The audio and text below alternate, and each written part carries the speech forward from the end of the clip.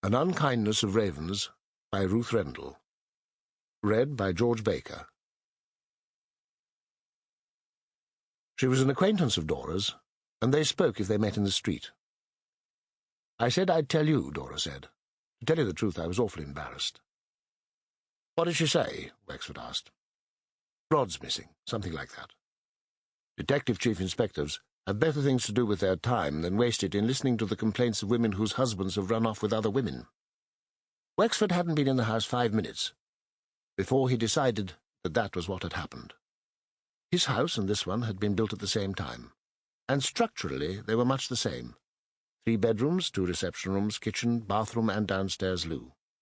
But his was a home, comfortable and full of lovingly collected things, and this was what? Joy Williams took him into the front room that she called the lounge. There were no books.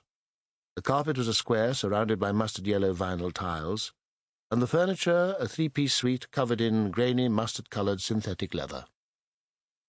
Joy. It was a misnomer. She was a woman whose whole self had turned grey, not just her hair. Apparently she was 45, but she looked 10 years more.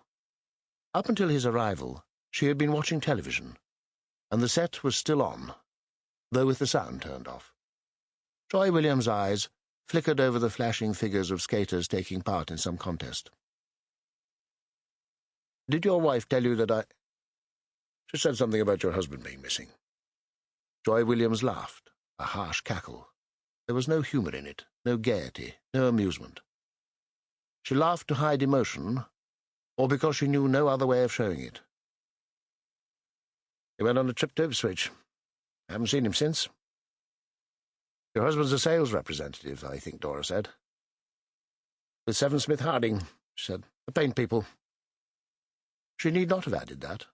Seven Smith Harding were probably the biggest suppliers of builders' merchants and home-decorating retail stores in the south of England.